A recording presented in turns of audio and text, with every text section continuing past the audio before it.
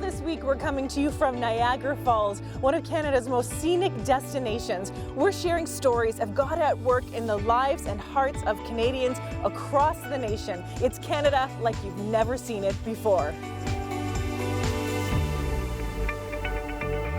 Are you ready? 100 Huntley Street is on the road all this week. We are going to Vancouver, we are going to Alberta, we're going to Ontario, we're going to Nova Scotia, and Labrador and Newfoundland. That's right. And you know, we love being Canada's home for hope, and we couldn't do this without you, our faithful partners at home, as well as our partnership with Deeks Insurance. Well, you know, Cheryl, today is a special day here in Canada. It is election day. Have you voted yet? I am going to vote. I am leaving after this to go vote. And you know, I see people all over the world that never have the right or the possibility of voting in safety and in peace or voting at all. So I always make sure to vote. So we want to encourage you, get out and vote. Let your voice be heard here in Canada. It is such a gift to be able to vote, Cheryl. You are right. And you know, one of the things we noticed at Crossroads over the last 3 months was that God was really stirring our hearts to lead Canadians to pray for the social, economic, and political future of Canada. So we started this campaign, Strong and Free, United in Prayer for Canada, and we want to invite you to continue to join us on that journey. You can download our prayer guide, which covers all different topics, whether it's marriage, family, or the government, and you can pray daily with us. And you can also take part in our interactive prayer map or download our church toolkit. Go to crossroads.ca/strong and free. Yeah, thank you for praying for this nation. You know, we love getting out of the studio and meeting all of you. Now, Lara, we have some interesting things. We do. We're going to be doing a jigs dinner in Newfoundland. We are going to be seeing puffins on the Atlantic Ocean. We're going to go to a rodeo in Alberta. But first, here's Gregory Thomas Howes out in the East Coast. The East Coast, the land, the water, the people, where Rick Mercer is the unofficial Prime Minister of the Maritimes. It's almost a place where one can grow and learn and rediscover themselves. And that got me thinking, what could the rest of Canada learn about this particular part of our country? Let's find out. Everett Mills. Everett Mills, nice to meet you. I'm Greg. Good. So what is it about the Maritimes or the Maritimes people that the rest of Canada should know? Is there anything unique or special? Probably, if you ask a favor of them, they'll probably oblige like I'm doing right now for yourself. So sweet of you. Thank you so much, man. Why, thank you. We're closer to one another. Maybe not tied up in the daily rat race so much. Very beautiful, close to the ocean, and it's just a different feel than a big city. What is it about Halifax and the Maritimers and the land that the rest of Canada should know? We're welcoming, we're inviting, we know how to have fun. We love a good disaster. We've had the Halifax explosion, Hurricane Juan, White Juan, the crane collapse, we handled it all. Halifax, we love a good disaster. That was awesome, Greg. I love that. We love a good disaster. Yeah. Well, we love Maritimers. I don't know about the disaster part, but the friendly part. Yes. Okay, so the first time that I went with 100 Huntley Street to the Maritimes, never been before, I said to my cameraman, I'm just going to be like 2 minutes and I'm going to get directions from this store. I came back like 20, 30 minutes later. He was like, what happened? I said, they were so friendly. I didn't know how to get out of the conversation. I didn't even know. And Lara, like people across Canada, the Maritimes especially, like, oh my gosh, the friendliest people in Canada. I know. When we went to Newfoundland and Labrador, I kept saying that my heart grew, 3 sizes. I felt like the Grinch who changed. But no, I'm joking. You've never been the Yeah, Grinch, no, never. that's true. That's true. Well, every time we get to go on 100 Huntley Street on the road across Canada, it's getting like a front row seat of what God is doing in the lives of Canadians. And Gregory Thomas Howes is with us to talk about how he goes on these journeys with us. Greg, what is your favorite place that you visited as part of 100? That's hard, isn't it? It is hard because every place is unique, but I will say this, like it is true that everyone is friendly and kind, and actually everyone kind of wants to talk. Like everyone wants to engage, everyone wants to share, everyone wants to share their culture or something unique about where they live or their province or their city or their town. But it's just that initial starting that conversation. So when we're out there with Huntley Street, I get to actually get out there, and well, we all do, and talk with people across Canada. And once you get that ball rolling, everyone is more than happy to share a story or a funny, and a great sense of humor, especially out east. Well, you do a great job, Greg. We love it. There is more 100 Huntley Street on the road coming up right now. Huntley on the Road is brought to you in part by Deeks Insurance, where family matters. Now offering exclusive home and auto discounts for members of Crossroads. To learn more, contact the Deeks team today. Call or visit deeksinsurance.ca. All this week on 100 Huntley Street, we're capturing powerful stories from across the nation and sharing how God is moving in the hearts of Canadians. You are not going to want to miss a single moment. It is Canada like you have never seen it before. Yeah, can I get a meal from my friend? Souls Harbor Rescue Mission has been feeding the vulnerable and homeless in downtown Halifax for 9 years, now serving 60,000 hot meals per year, or more than 160 a day. The pioneering days for the rescue mission weren't so easy.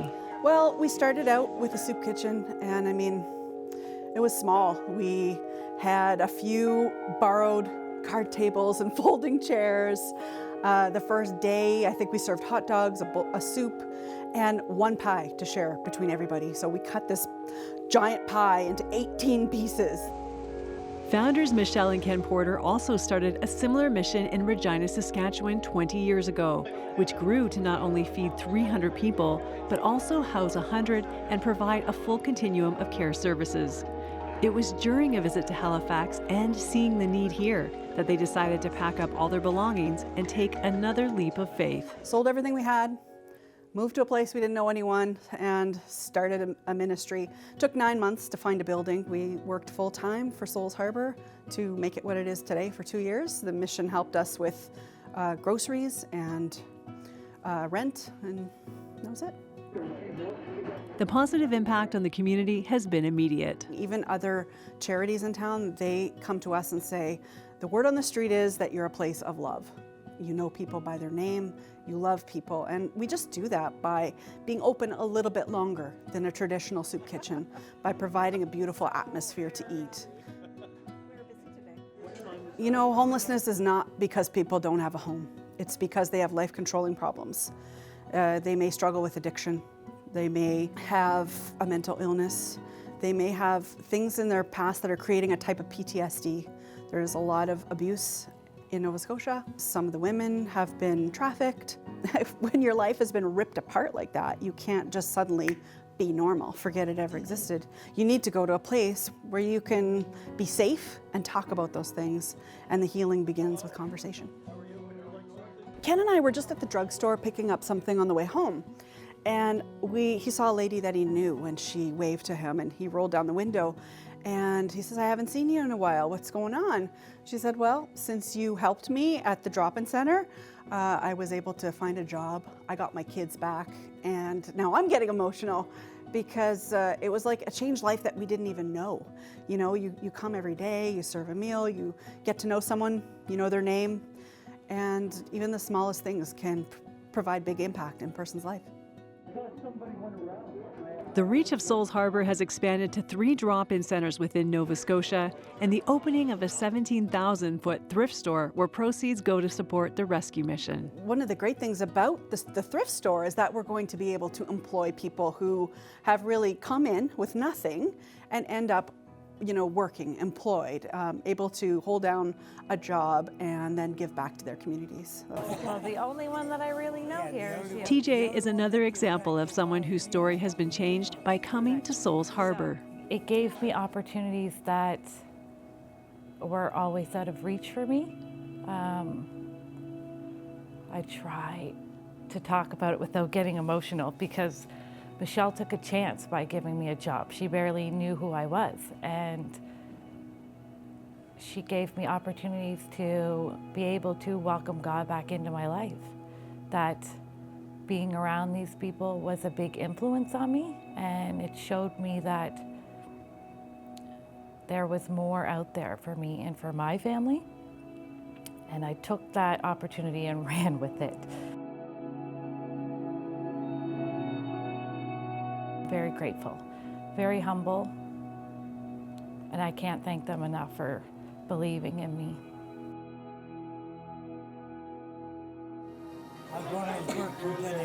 I think for having only been here for 9 years and the fact that we've now grown to, 4 locations and 30 staff, I feel like the Lord blesses those who take care of the poor.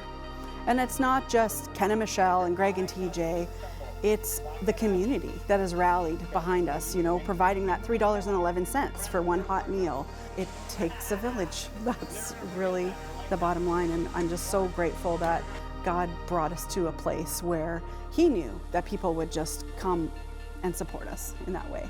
Souls Harbor is different. It's a different environment. It's unlike any other organization I've ever seen. It's not just a job, and it's not just a drop-in center. It's not just a thrift store. The atmosphere is different. The people are different. What we stand for is very real. It's a very special place. Wow, Cheryl, what a heartwarming Canadian ministry. Souls Harbor is changing lives. And I was so honored, and so were you, to go and have a meal with them, actually. So we were invited to dinner. That's right. It was delicious. We had wonderful conversations with the community, and the food was so good. And speaking of food, now I hear that one of your favorite things in Newfoundland was food. And I have to say, you guys have amazing food. Like, okay, scrunchions, deep fried bacon. Like, is bacon not bad enough on its own? But it was delicious. And then mess was like fries and gravy and stuffing and hot dogs. I don't even know what was in there. Just a pile of food. It was so good. Well, I just, when we were in Newfoundland, loved eating Toutons, which is a lovely fried dough. And I tried purity syrup. It's so sweet. And then, of course, lots of pea soup. And we had a jigs dinner. But we also got to go to a kitchen party. And you know about those kitchen parties, right, Cheryl? Yeah, I've been to a Cayley in Prince Edward Island, which is more Scottish, but kind of the same idea. Music, food, people, community. Absolutely amazing. Well, Bethany Church in Catalina in Newfoundland welcomed us to their kitchen party, and we want to show you all the fun we had.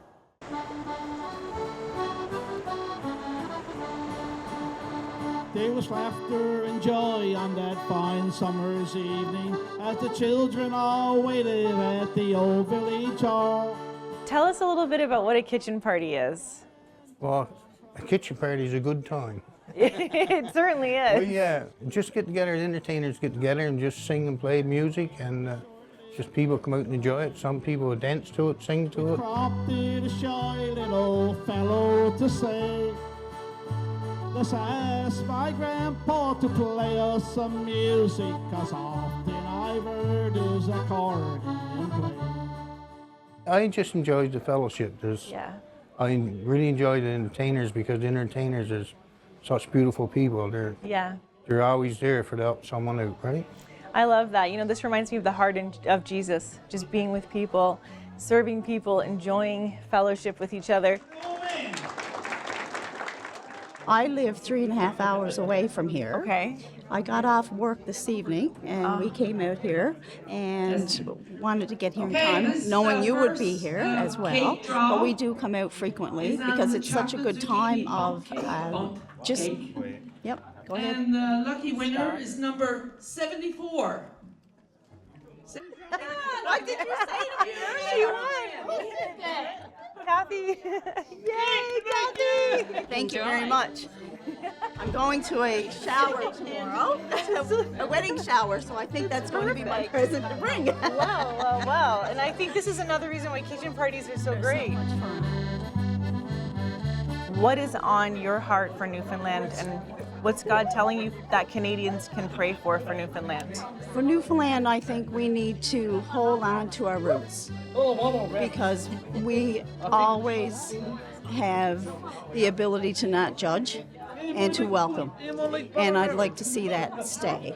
With the world changing, we need a lot more of that. Just accepting people for who they are and treating people the way they deserve to be treated, and love everyone the way God wants us to. That's what I would pray for. That's beautiful. I love that, Kathy. We're going to be praying for that. We're going to invite all the viewers to pray for that. Thank you so much. I'm so glad I got to meet you. I got to meet you. Really, it was really good.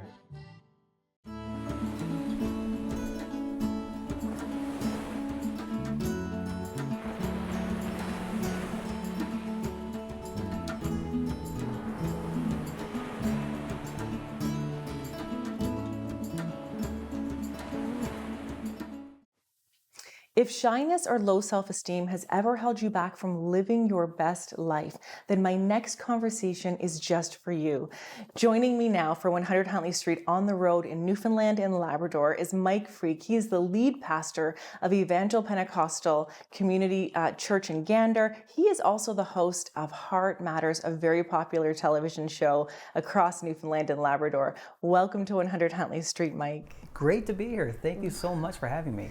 Mike, going back to your years growing up in Birchie Bay, Newfoundland, and your exposure to God then in the church, what would you say your idea of God was like back in those early years? Yeah, so, I grew up in a little tiny town. I think the population when I was growing up there was probably about 800. It's probably a little bit less now, but, faith, church was a big part of our community. My family brought me to church every Sunday morning, every Sunday evening, Sunday school, all of that. So I grew up in that. And I can honestly say that, I went because I had to, so I endured it.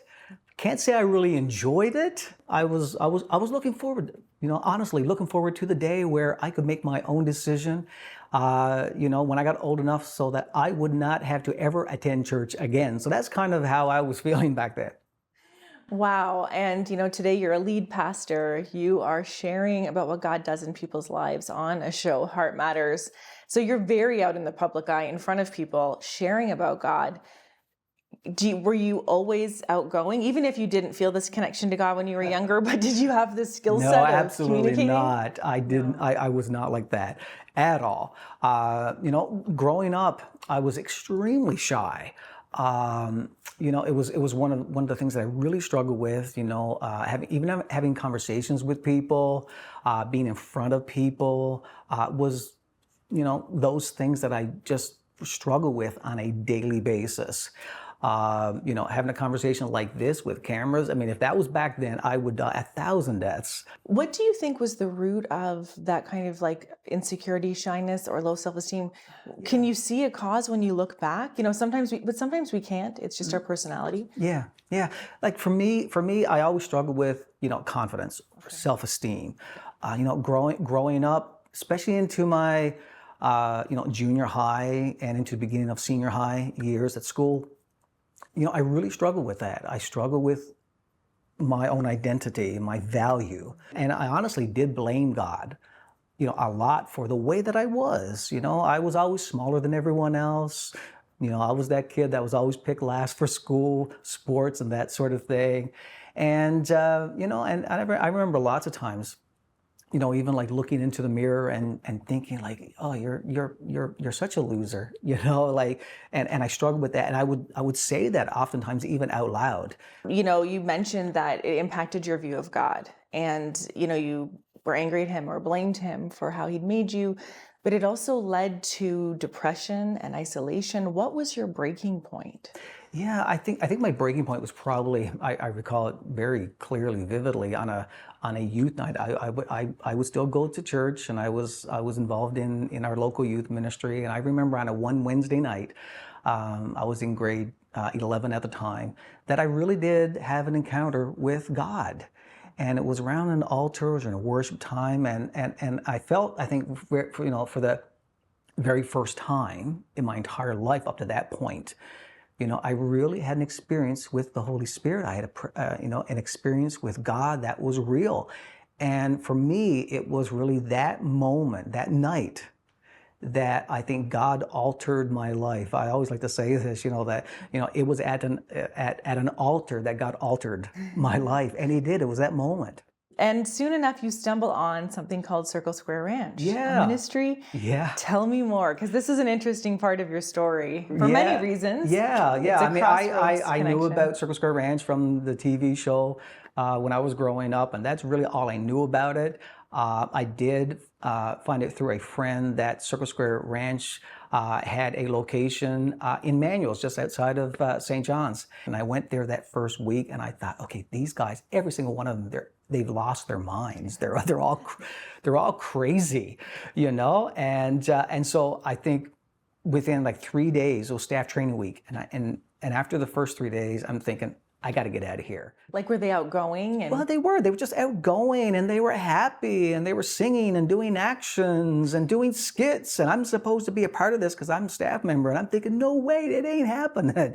It was, you know, later on that week that, you know, I made the decision, okay, let's just give it a try. So I started to participate, and I got involved, and it was during that time, that staff training week, that I started to come out of my shell, started to do ministry, and in a way that I never ever did before. So it was really a big life-altering time for me. And soon enough, you know, you go to Bible college, but you also then go into youth ministry, and a lot of what you experienced at Circle Square Ranch, Right. coming out of your shell, becoming dramatic, all these different things.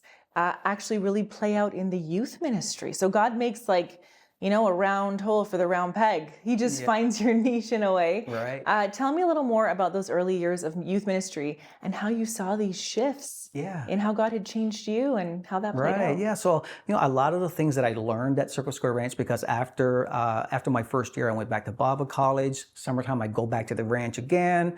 I went back to Bible college. Then I came back as program director. So I did that for about 3 or 4 years. I was program director. And so I graduated Bible college, went into ministry, and I started to really apply a lot of the principles and approaches that I learned at this camp into ministry life. I started to see a lot of growth and kids' lives, and you know, so you know, Circle Square Ranch was a major shifting point in my life and even how I did ministry. You know, Mike, as the years went on, you know, you've become a lead pastor at a very big church, but that was from a pretty significant experience. Right. More of being called out of your comfort zone, again, answering God, but it was in the midst of a crisis. It was. Tell me a little more about where you are today and what happened. Yeah. So I moved to Gander in 2002. I was youth pastor there for 8 years. I became associate after that for 11 years. And in the 19th year, it was on a Mother's Day that our lead pastor, following the morning service, he was out for a drive on the Trans-Canada, and it was just on his way back, just about 10 minutes outside of town, that he got into a motor vehicle accident and tragically died instantly. And so that was one of the most difficult things that I've ever faced, and certainly challenging for our congregation. And so again, I'm in this place where I'm, okay, God, what is it you're doing? And what am I supposed to do? So so I'm leading the church through this just because I had to step into that, you know, leading the funeral and leading and ministering to the family and really just guiding the church through just impossible grief. And I remember one day I was in the office, and I was sitting there with one of our staff members and just talking. I was like, what do we do now? And where do we go? And what is it God is leading us to do? And so we went into our lead pastor's office, and we're just sitting in his office, and he had just purchased about 4 or 5 brand new books that he was going to read. And as I'm sitting there, I never took notice of it before, but as I was sitting there, I looked at the book on the top of his pile, and it was called Passing the Leadership Baton.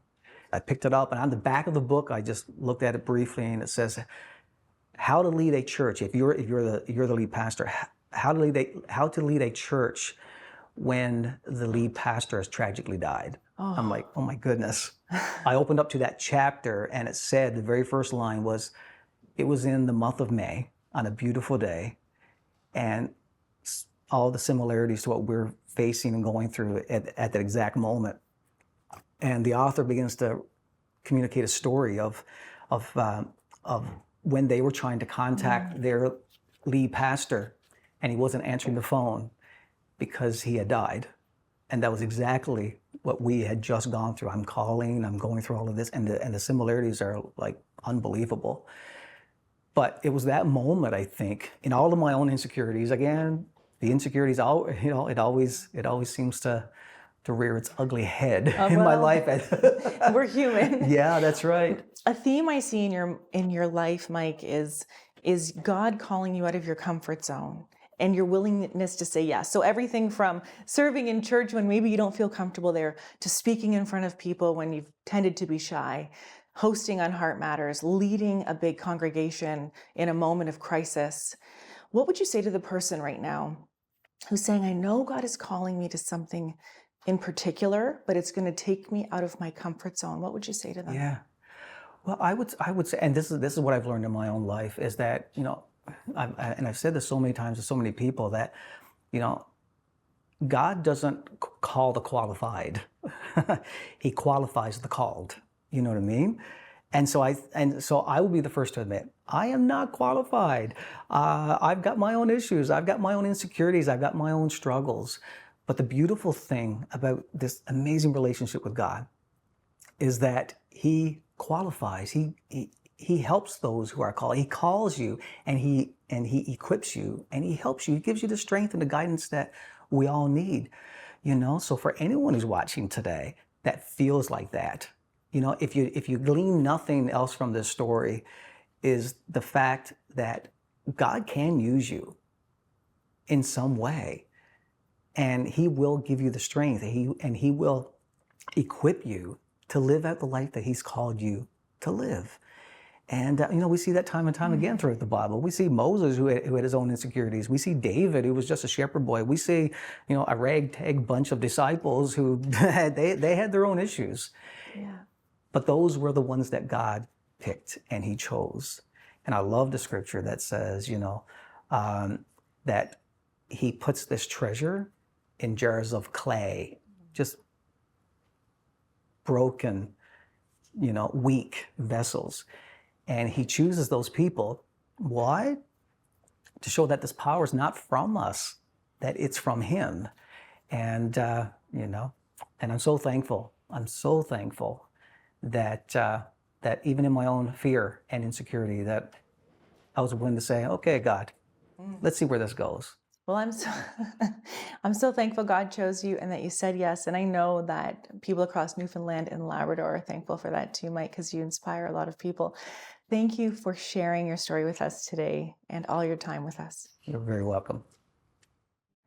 Oh, I just love Pastor Mike and his heart of authenticity. And you think about how he didn't feel like he had a lot to offer or a lot of worth. And then here he is, lead pastor of Gander Evangel Church.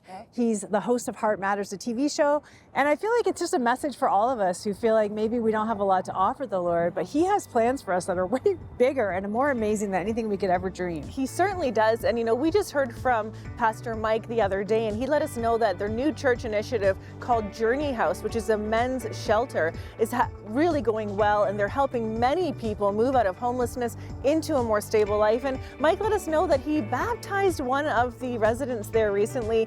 God is on the move across Canada through the lives of followers of Jesus. And isn't it wonderful, Cheryl, just to see what He's doing? I love it. And we have more 100 Huntley Street coming to you on the road from across Canada. I hear there's puffins in our future. There are. There's a Jig's dinner. So whatever you're doing tomorrow, cancel your plans and join Laura and I in Niagara Falls.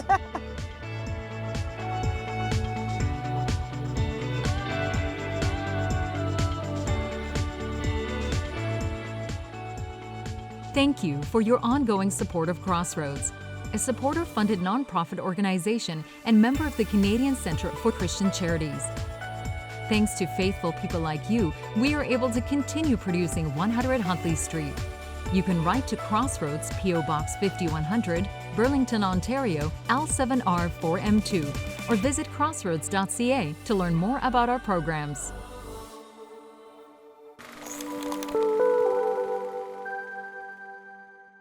Hello, I'm Kevin Shepard, CEO of Crossroads and Yes TV. I have some exciting news about what God is doing here, and I want to invite you to join our special community by becoming a monthly member. And here's why you should. Inspiration. Our content uplifts and inspires, and as a monthly partner, you help share the hope of Jesus with so many.